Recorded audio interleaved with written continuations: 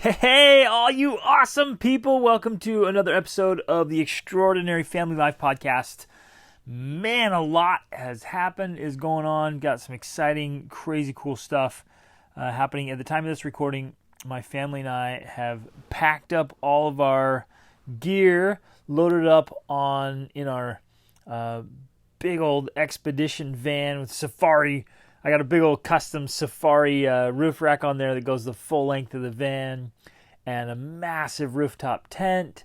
And we are on an overlanding expedition as a family. We're going to be on the road for the next 5 months. And we're heading through Mexico. We'll go across the country, across the United States, all the length of Mexico. And then Rachel and I will take a little excursion for our anniversary. We'll go down and go to Ecuador and climb Cotopaxi, which is like 19,300 and change feet above sea level. And then we'll go with our friends. We've chartered a private yacht with some friends to circle the Galapagos Islands. And then we'll fly back and get our family, and then we'll head into Guatemala. And man, just I love adventure. Absolutely love adventure and living an extraordinary family life together. And I hope, man, a little side note here, I hope you're doing that too.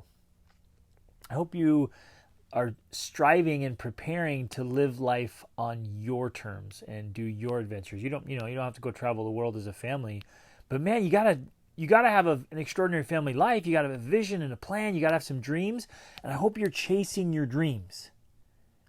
Please, you owe it to yourself. You owe it to your spouse. You owe it to your children. You owe it to your future children and grandchildren to create a legacy and live life on your terms. Oh, because it's possible and it's awesome. So do the things that you love. Make your life list that I've talked about before. Your bucket list, and put up your vision board and write down your dreams and your goals. And man, get after them. It just makes you feel so alive. It's so fun. We played. So I led. I think I told you guys about this. We led a couple of years ago. I led a backpacking trip up into North Carolina with a whole bunch of youth, and we ended up playing capture the flag up there because we love playing that all around the world, wherever we want to play with our kids and friends and go all out, right? But then we're like, let's kind of up the stakes here. We made it kind of full contact. Oh man, it's so much fun. So then we've been doing that consistently now for the last couple of years. Actually, it's only like a year and a half. And we did it again. We're in Texas right now, and we had this full out capture the flag game. It was amazing. You guys might have seen my story or post on Instagram. I took an elbow in the nose so hard, so my lip was all swollen. My nose bled for like 2 days. It was crazy. It was so fun. And then the day after that, we went out and just massive paintball games on this huge estate. They've got castles. They've got a western kind of town. They've got like something set up with all these bunkers, and it was amazing. So we went through and played all these different games there, and we're just having so much fun playing, and having adventures, and jumping in freezing cold pools every day.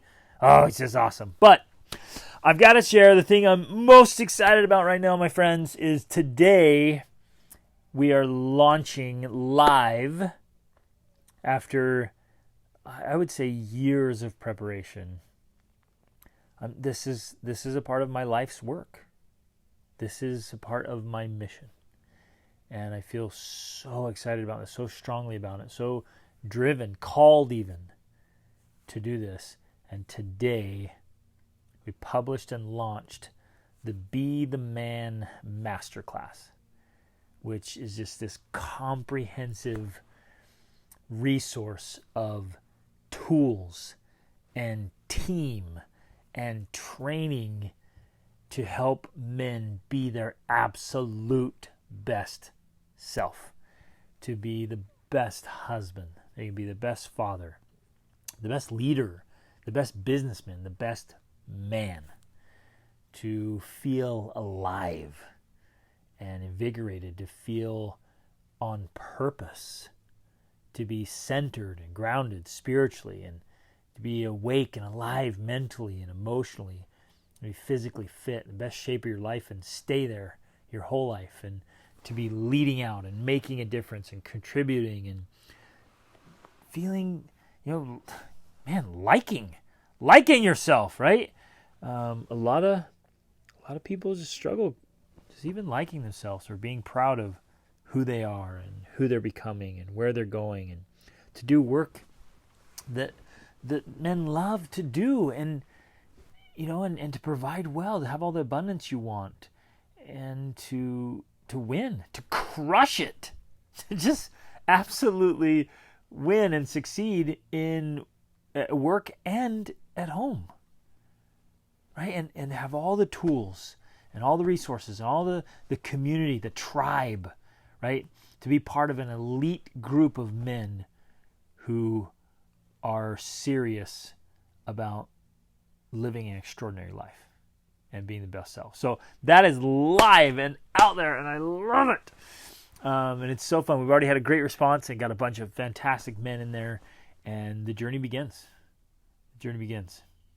So if you are a man and you're listening to this, or you're a woman and you know good men who could use this and need it,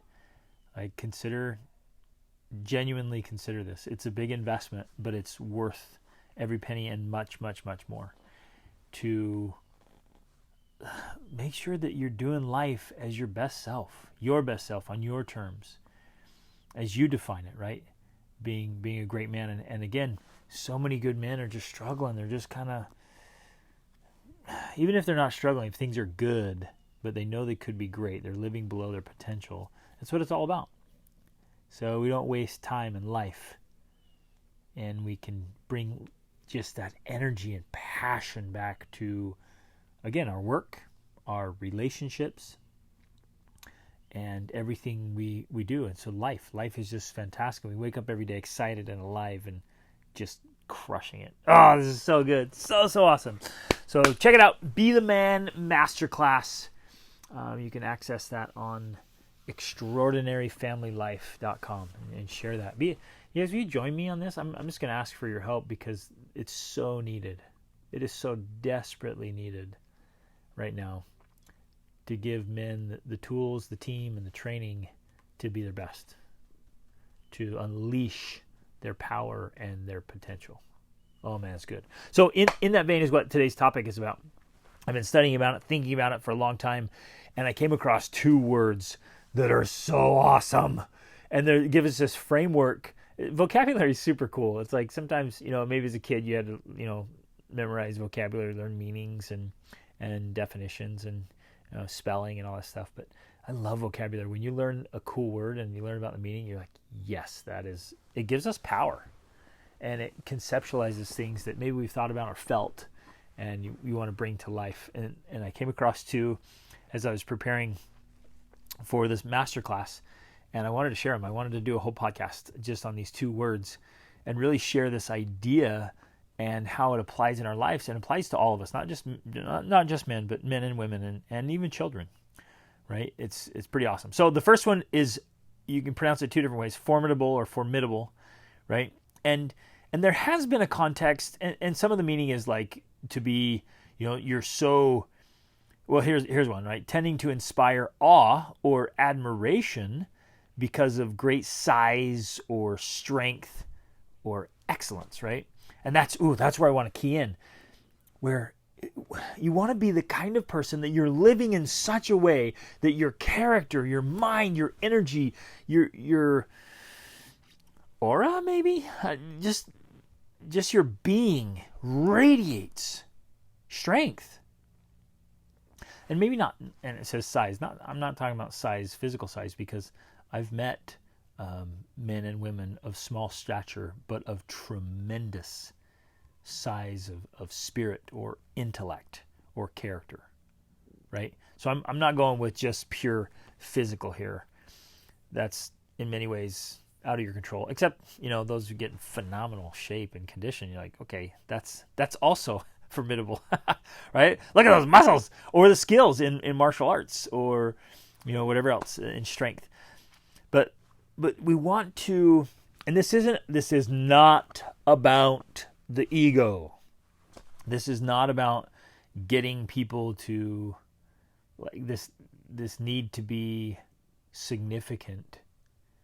It's not about the need to be seen or admired. It's not the ego. You with me on this? I don't want to be misunderstood on that. We're not doing it for that reason. We're doing it for the right reason, and that's actually what brings the inspiration, because it's done for the right reason, not for the look at me, I want to be in the limelight, I want people's attention, I want all eyes on me. It's not that. It's not that. But it does inspire. And I think that's the greatest force in the world, is to inspire.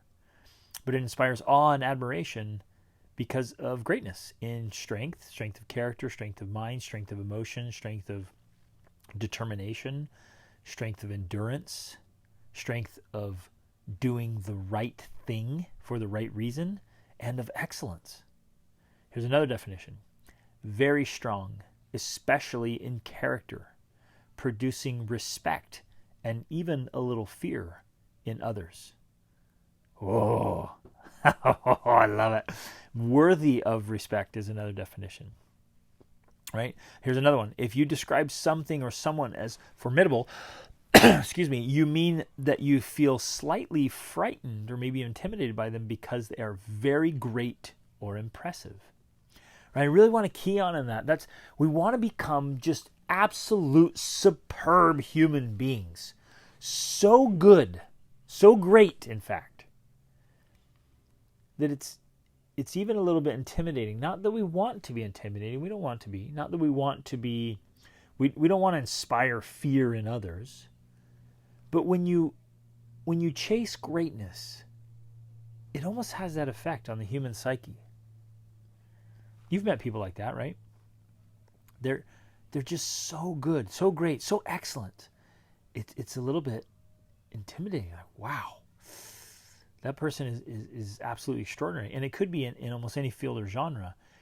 But I want to take this approach, and I want to invite you to join me to pursue this, to become formidable, in that we're chasing absolute human excellence. We're allowing that spark of divinity to come out, and greatness. And it has the power to inspire and motivate and encourage. And here's what's interesting, right? This one's it kind of sounds funny. When I first introduced it, this idea was first introduced to me, I was kind of like, what? I'm not so sure about that. But the more I thought about it, we're like, yeah, that's spot on.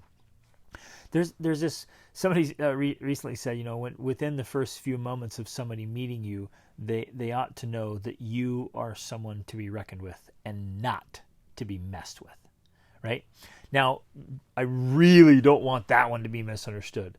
It's not one of those, I'll walk up and when we shake hands, I'll squeeze your hand so hard you'll know not to mess with me. It's not that. It's not, shoulders and arms back, and I'm acting like a blowfish or a peacock or something, or trying to intimidate you. It's not that. It's just this strength of mind and character and emotion and spirit that you're just like, whoa, like that's a person you just don't mess with. Like they just don't tolerate absurdity or threat or bullying or any crap, right? And this is true for men and for women. It can even be true with kids. These kids that just, they have this strong will and this confidence and this sense of assurance and certainty. You're like, man, that's awesome. Nobody messes with that kid, right? And again, it's not physical force, because physical force is the lowest form of influence or persuasion or getting things done, the lowest form of communication. It's not that. It's this sense of strength and confidence and belief that is so powerful and so beautiful. I don't know, I love this. And for men particularly, some of the best men are dangerous men in that they know how to defend themselves and they know how to defend others. They know how to, well, and they can do it intellectually as well, right? They know how to form an argument and to see both sides and to intellectually, stand their ground and operate a debate and engage in a conversation and, when necessary, engage in a battle. And there's part of that there for protection, for being a warrior. Ooh. Ooh. And to be able to stand up for truth and for virtue and for justice and for goodness. And there is a lot of stinking injustice in this world. And there are a lot of people who cannot defend themselves. And we need more warriors who are willing to, in a tactful, adroitful, skillful way, defend those who can't defend themselves, and defend ourselves, and defend good things, good policies, good ideals, good standards, and stand up against the tide of malice and injustice and selfishness and corruption that sneaks in to individuals or families or societies or organizations or businesses. I mean, think of the businesses that have collapsed or been exposed in the last decade or two because of corrupt decision making or corrupt. I mean, look at the corruption in governments around the world, and things come out all the time. Things are coming out. Oh, this has been exposed. There was this big, corruption going on inside, and we got to stand up against that. And we have to be a worthy opponent to evil and wrong and injustice and terrible things that are happening. I'm a full optimist. You guys know this. I love life, and I love this world, and I think the world's a great place.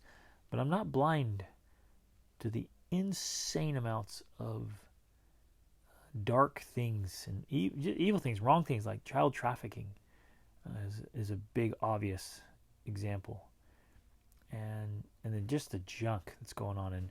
And we need to be formidable opponents to wrong, right? And to dishonesty and to deceit and corruption and theft. Oh, and all that stuff. Oh, I love this. I thought it was really valuable. I think a thesaurus is extremely valuable. Here are some synonyms to a formidable opponent. Is someone who is capable and able, who's proficient, adept, adroit, accomplished. Someone who's impressive and strong and powerful and mighty and terrific, tremendous and great and redoubtable. I like that word, redoubtable, such a great word. Look that one up. Indomitable, which is the second word. Invincible, seasoned, skillful, skilled, gifted, talented, masterly, virtuoso, an expert, knowledgeable, qualified, trained, efficient, good, excellent, brilliant, outstanding, first class, first rate. Whoa! Isn't that awesome? I love that. Oh, I love a good thesaurus, right? That right there. Those are the words that if you were to describe you, what if that was a list that described you? What if when people, after being in a certain organization or a certain position or a certain time period of your life, or even at the end of your life, what if people said, hey, if you could just use one word to describe her or describe him, what if a group of people used those words that I just read to describe you? Ah, yeah. That's what I'm talking about.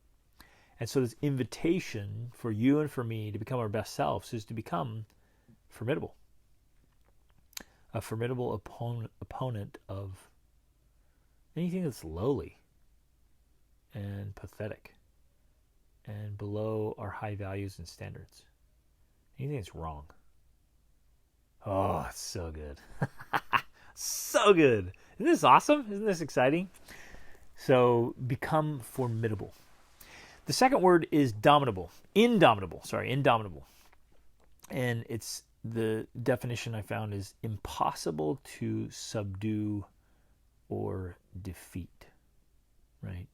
And I really thought for our men's master classes, Indomitable Men. Men who are impossible to subdue or defeat, right? Indomitable warriors. They were invincible. Here's the same thing from a thesaurus. Invincible, unconquerable, unbeatable, unassailable, impregnable, invulnerable, unsurpassable, unshakable. Ooh, I like that one. Unshakable. Indefatigable. I'm sure I'm not saying that right. Unyielding, unbending, stalwart, stout-hearted, lion-hearted. I like that one. Strong-willed, strong-minded, staunch, resolute, firm, steadfast, determined. Intransigent, inflexible, adamant, unflinching, courageous, brave, valiant, heroic, intrepid, fearless, plucky, meddlesome, gritty, and steely. Oh man, it's a good list of adjectives there. And the reason I love this word indomitable is because, well, it's because of a quote from Walt Disney that I have in my philosophy journal. He says, most often the difference between winning and losing is not quitting. Let that sink in. Most often the difference between winning and losing is not quitting. And if we will just become resolute, determined, indomitable, that we will do the right thing for the right reason, that we will live life on our terms, that we will succeed in family, we will succeed in marriage, we will succeed in business, we will succeed in life. And we won't quit, and we won't be conquered.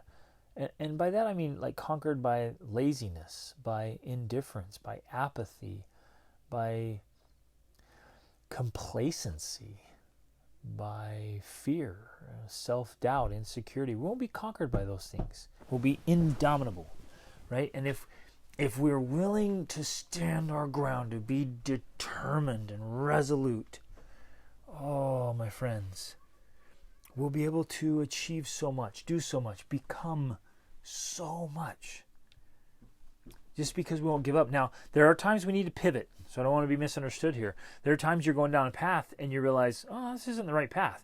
And you got to get off the path. And I know people that continue down the wrong path because they'll say, well, I'm not a quitter. I'm not quitting. And that's different. If you're on the wrong path or if it's not working, by all means, quit. Stop that thing and get on the right path. But if you know you're on the right path, if you know this is your thing, if you know you're on the high ground and this is standard, and this is what's right, and it's what's true, and you've thought through it and been all around it, and you've tried to prove yourself wrong, and you know this is where you need to be, then be indomitable and push. So join me, my friends. Join me on this quest for greatness. And in that, seek to embrace this identity of being formidable and indomitable. And we will be able to achieve and accomplish unbelievable things and inspire awe and wonder and inspiration and motivation and greatness in those around us, and be able to live absolutely extraordinary lives. Because awesome, my friends, is always an option. Reach upward.